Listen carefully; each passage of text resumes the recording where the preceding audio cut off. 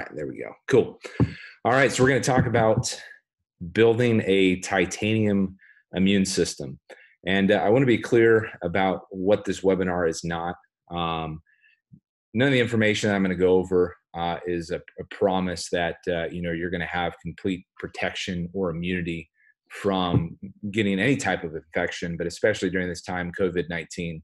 What we're talking about is really building health in your body and building an immune system that can handle whatever is thrown its way to the best of its ability. But the reality is, no matter how healthy you are, and over the years, I still get sick. But the point is that when you are sick, you recover quickly.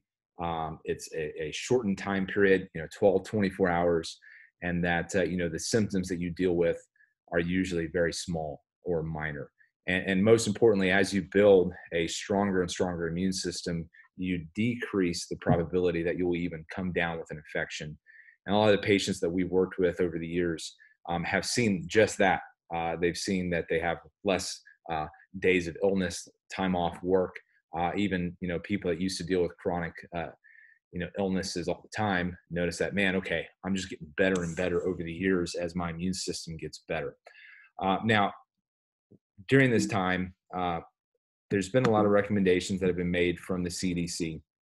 And I want to clear up some of the hysteria that's out there. And the CDC has come out with some great recommendations, and we've taken the necessary steps in our office to make sure that our patients are safe and taken care of.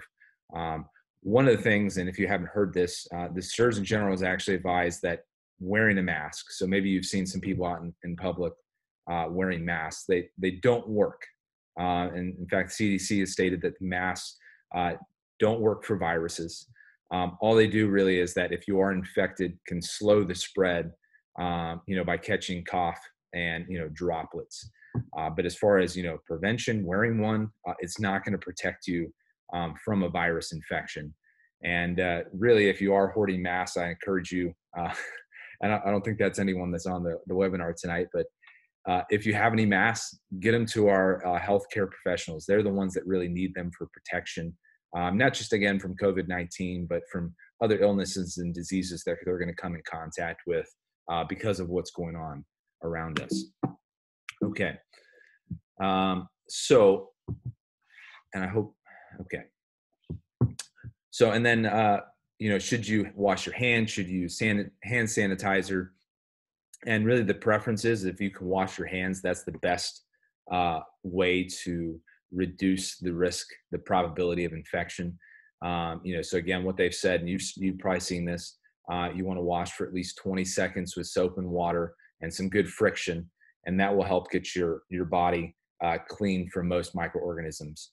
While hand sanitizers can help eliminate some of the viruses, and you've probably even seen this if you've been using hand sanitizer a lot, it can lead to dermatitis, and also it disrupts the microbiome on your skin. So maybe you didn't know this, but our skin, which is the largest organ in our body, actually has a microbiome where you find, like, for example, staph and other bacteria that live there naturally. So the more that you use some of these harsh chemicals and these hand sanitizers, the more that can actually cause other types of issues, dermatitis. And so that's why really the best thing that you can do is just use soap and water, and that'll give you the best protection. But you guys know most of this. We're going to dive more into like what you can do on your internal environment, because that's what it's about. When you are talking about reducing your probability of infection and really supporting your immune system, it's focusing a lot less on the external environment, because you don't have as much control over that. And while, washing your hands can be good and doing social distancing can be good, those only scratch the surface when it comes to reducing your risk and making sure that you don't undergo infection. So this slide here, I just wanted to put this out here because as they're showing and seeing, the high risk people are those that are 65 years and older. And as you can see, the younger and younger you get, the percentage goes down and down. So we're really encouraging our elderly population to stay at home, to isolate themselves as much as possible. But here's the fact of the matter. Even in our elderly population, the death rate and that they're seeing, ask yourselves, do you think the death rate is higher in the healthier side of that population or the sicker side? And the reality is, these elderly population, the people that are passing away are those that were already compromised with their health. They had heart disease, diabetes, they had cancer, different things like that. And so if you're taking care of your health, you're already way ahead of the curve, even if you're in that higher risk category of over 65. So some of the risk factors, and again, this all goes back to lifestyle. When you look at, your immune system and your risk factor for COVID-19.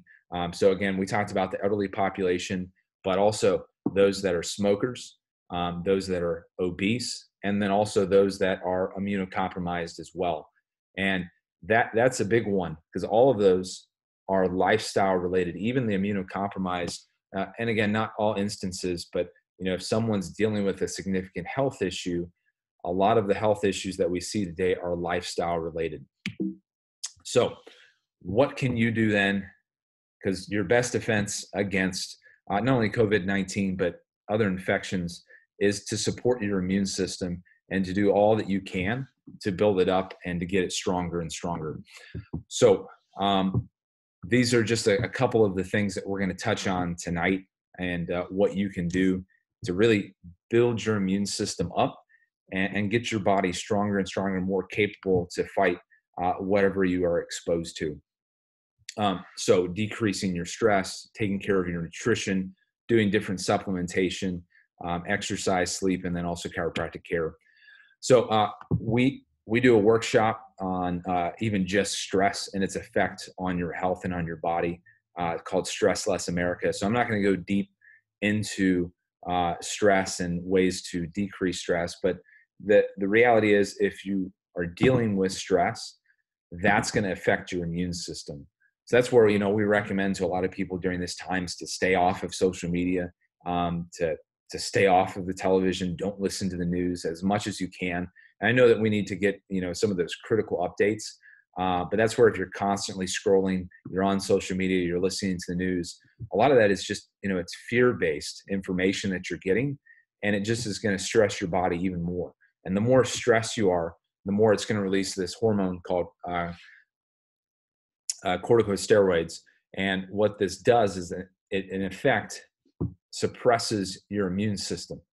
And, the best analogy I give people is that, when you're under stress, for example, like if you're in a building that is on fire, does your body really care about, at that point, fighting off a virus or bacteria? And the answer is no. And so what it's going to do when you're under that short period of stress, so for example, getting out of a burning building, or, running from a bear, those are short periods of stress. So your body's going to suppress major energy expenditures like your immune system, because your immune system requires a lot of energy for it to work and function to its fullest. So the body is going to suppress the immune system to get you through that stressful event. And then after you're out of it, it allows things to come back online. So it's a great innate response that our body undergoes. But the problem is, when you're under long-term chronic stress, it will have a major effect on your immune system. So dealing with stress appropriately. And we tell people it's the 3 T's when it comes to stress: thoughts, traumas, and toxins. And again, I don't have enough time tonight to go into all the details of stress, but we'll do another workshop, a webinar on even just how to deal with stress in your life. And a lot of the stuff we're going to go over tonight will help you deal with stress, just not all the aspects of dealing with stress. Now, a critical part to having a healthy immune system and a healthy body is a healthy digestive system. Most people don't realize that 70 to 80% of your immune system is actually dictated by the health of your digestive system. So I'll say it again: 70 to 80% of your immune system health is actually dictated by the health of your digestive system. So the healthier that your gut is, the stronger and healthier that your immune system will be. And so that's where a lot of the things that we're going to talk about focus on supporting having good digestive health. There's a really big link between your digestive system and the immune system. So let's jump into that. What are some things that you can do to help have a healthy gut? And a big focus, and we especially like if someone's sick or ill, or like my kids, I got a 5-year-old and a 3-year-old. When they have like a runny nose or just don't feel very well, one of the things that we stress to them is that, hey, look, we need to avoid sugar, because what does sugar do? Well, it feeds the bacteria and the virus in your body. Bacteria and viruses love to eat sugar. And again, I'm dumbing this down, but that's, to help these little kids understand, those bugs love sugar. And the more you feed them sugar, the more that they're going to proliferate. And there's other effects that sugar actually has on the body when it comes to interfering with the proper immune response. But at the end of the day, what they know through research is that if you have more sugar in your bloodstream, if you're hyperglycemic, if you're diabetic, that decreases, that suppresses your immune system. So it's very important that you remove sugar from your diet, especially if you're symptomatic, if you're not feeling well. So even the whole idea of like, when you're sick, just have, Coke, a soda, have chicken noodle soup. Like, no, that's the last thing that you want to do, because that's just going to prolong the illness. But especially if you're trying to really support having a strong, healthy immune system, you want to cut down on your sugar intake. So the average American consumes a 5-pound bag of sugar every single week.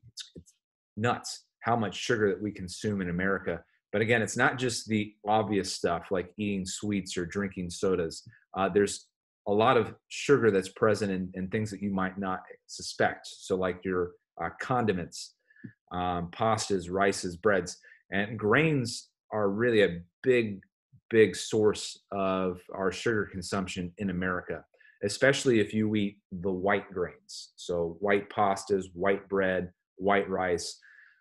White grains have been stripped of their good fibrous outer layer, and all you're left with is the simple sugar molecule. So basically, when you eat these white breads, instantly when it touches your saliva, the body breaks it down into a simple sugar, and then that goes directly into your bloodstream, spikes your blood sugar levels, and wreaks havoc on your immune system. So reducing the amount of sugar that you intake on a daily basis really, really helps. Another thing that you can do to help regenerate your immune system and get it functioning better very quickly is fasting. So fasting, very simply, you can do it one time a week, one time a month. Research has shown that, hey, doing fasting where you have a 24-hour period where you don't eat anything and just drink water can have some great benefits for not only weight loss, but detoxification. And then there's this research study out of the University of Southern California. You can see that. It says that fasting triggers stem cell regeneration of your immune cells. So again, if you want a healthy immune system, doing some regular fasting can make a huge difference for your body and your immune system. And then another thing that I'm a big proponent of and fan of is doing intermittent fasting. So fasting in general, taking a 24-hour period where you just do nothing but water is great. And then intermittent fasting is also taking that a step further. And this is more of a lifestyle choice where you control when you consume food in a day. And what they're finding is that this whole idea of even grazing throughout the day, where you eat, 3-5 small meals in a day, it puts a constant load on your body. Because think about it, if you're eating just all the time whenever you're hungry, what's always working? Your digestive system. And that will have a big tax on your body, your metabolism, and your immune system, like we talked about. So the more that you condense when you eat, really the better that your body's going to work, the better your metabolism will be, the better your immune system will be. So I showed here just a recommended schedule. And again, you can harness this to your schedule. So maybe you work at night. Well, just shift this to your regular day period. But you can see that doing an intermittent fasting schedule, you only eat between 12 and 6. And usually what's recommended is that you only eat once or twice during that time period. So maybe you eat lunch, and then you eat dinner, and then you're done. And then you fast the rest of the time. And obviously you want to continue to drink water throughout the day. But this makes a huge difference. I've had people just switch to intermittent fasting and not make any major changes to their nutrition and see some fantastic results, more energy, better sleep, and even weight loss as well. So intermittent fasting, really good boost for your immune system and just your overall health as well. So again, if you guys have questions, you can message us through Facebook Messenger. You can post on our Facebook page. Just with our time frame tonight, we're not going to have time to open up for a Q&A session, but we want to make sure that your questions get answered. So, pardon me. So even on something like this, if it's not 100% clear, please ask us. We're happy to give you clarity as much as we can. So intermittent fasting. Now to get into some supplements that you can take to help boost your immune system. So you guys are probably familiar with probiotics, but probiotics, and like we talked about, they help with having good digestive health, which in turn helps with having a good, healthy immune system. And as you can see here, probiotics have been shown to promote production of natural antibodies, boost immune cells like IgA producing cells, and T lymphocytes and natural killer cells. So a study of over 570 children found that taking Lactobacillus GG reduced the frequency and severity of respiratory issues by 17%. So if you got kids too, this is a real important thing. A lot of our diets, even like the school food programs that they have, just don't give them good, healthy probiotics and prebiotics that help produce good, healthy gut biome.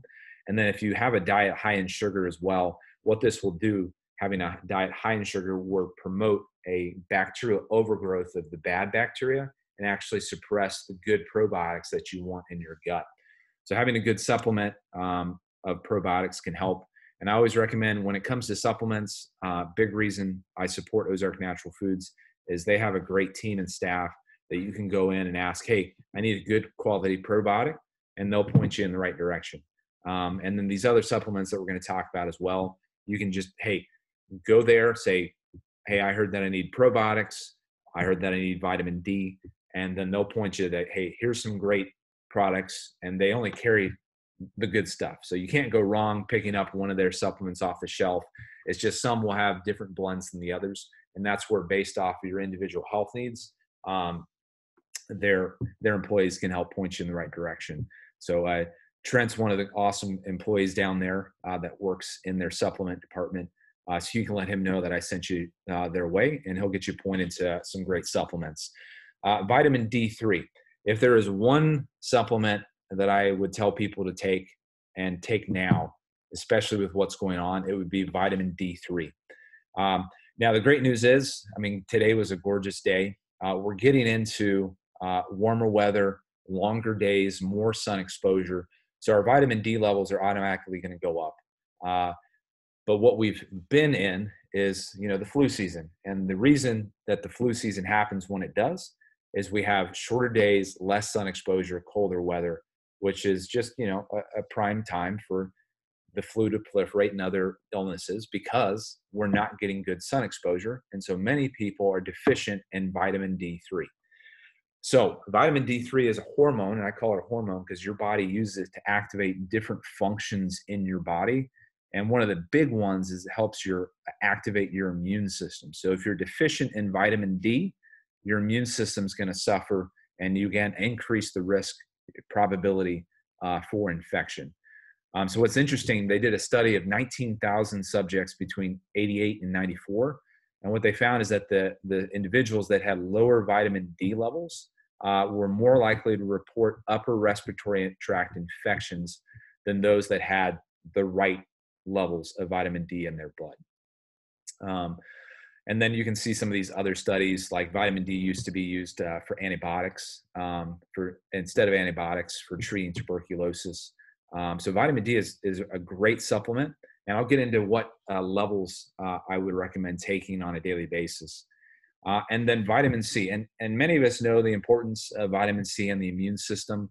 Getting a good quality vitamin C is important, but they've even been treating over in China, and the media doesn't want people to know this, but they've successfully been treating people with COVID-19 using vitamin C intravenously. Now, we don't necessarily have to go to that extreme, but taking vitamin C really helps boost your immune system, and especially when it comes to COVID-19, they're showing that it has a really great protective effect, or if you are sick, can help your body recover that much faster. So vitamin C has been shown to enhance differentiation and proliferation of B and T cells. And when you have a deficiency in vitamin C, it results in impaired immune system and a higher susceptibility to infections. So we use a spray vitamin C, super easy for my girls. We spray that. We have some liquid vitamin D3, and then also liquid probiotics. So you don't even have to get any of these things in capsule form. When it comes to vitamin C, I usually recommend that you ingest it up to the point that you start to notice a runny stool. And then that lets you know, okay, you've taken too much. And so then you need to back down. And that's your sweet spot of what your body needs on a regular basis for vitamin C consumption. So kind of give you a starting point on these different levels. So vitamin C, 4,000 milligrams daily would be a good starting point. And then you can start to progressively up that on a daily basis. So start with 4,000 and then up it. And then as soon as you notice that your stool starts to get running, that's when you've hit your overboard, and then you need to just back down to that previous level that you had the last day. Vitamin D3, and this is important. So they measure it in IUs. We recommend that you take, so when we get into more of the summertime and you're getting sun exposure, a good kind of maintenance level is to consume 5,000 IUs daily. Now, what's recommended, especially if you are dealing with illnesses, is to bump that to 10 to 15,000 international units a day. And that's at least. You could do 20, 25, somewhere in there to help just give your body extra support when you're dealing with illness. But during the winter seasons, I always take 10 to 15,000 units to help protect my body in a better way when it comes to infections. And then some of these other things that you can see that help with your immune system, taking garlic, eating cruciferous vegetables, ginger, coconut oil, and also fermented foods. So things like kefir, kombucha. And again, the reason that these help is they help your gut, and the healthier your gut is, the healthier your immune system is going to be as well. Now, if you're looking for more information on like, hey, what diet should I look into? I'm a big fan and proponent of the ketogenic diet. So simply put, it's a high fat, moderate protein, low carb diet. So basically roughly 70% of your calories come from fat, 25% from protein, and 5% from carbs. This helps to lower inflammation, insulin resistance, really gets your brain working better. So a good book that you could check out is from a good friend of mine, Dr. Josh Axe. So you can get this on Amazon online, order it. You can get it Kindle version. And he's got a bunch of recipes in there and just dives more into what the diet looks like. Not necessarily a proponent of doing this on a regular basis, but what we eat as a family is really meat and vegetables, and that's what we focus on. And if you can get down to where you're just doing meat and vegetables, you're really doing well for your body. But this will give you even more information and ideas of how to change just your overall lifestyle. Next big thing, and being indoors and doing this social distancing, gyms are closed, but exercise is still a crucial part of having a healthy immune system. Now, there's a difference. Now, working out is better than none, but what I recommend, and based off the research, is that you want to have what's called high intensity interval training type workouts, where you're not doing this sustained, prolonged exercise where you're working out for an hour at the same pace. So, getting on a treadmill and kind of jogging along, it's just not as good for your body. And in fact, puts your body under more stress when you do these long sustained bouts of exercise. So what we're looking for is more kind of quick hits. So you do some exercise really quick, so sprinting is a great example of this, of high intensity interval training, where you go in, you get your heart rate up and you back it down. And this kind of alternating between high intensity and low intensity really helps your body overall, but it also reduces your risk of infection and just gets your immune system working better. So if you're at home and looking for a way, just some guidance of how to start working out on your own, and you don't want to have to go buy fancy equipment, you don't have a lot of room, this is what I use personally. So it's an app. I love it. It's called Freeletics, and it will do personalized training. So when you go into the app, you can pay for a subscription for a year, and then you do a fitness test. And then based off your fitness level, you can then choose different type of focused workouts, whether you want to work on your cardio, whether you want to work on your strength, or kind of a hybrid combination.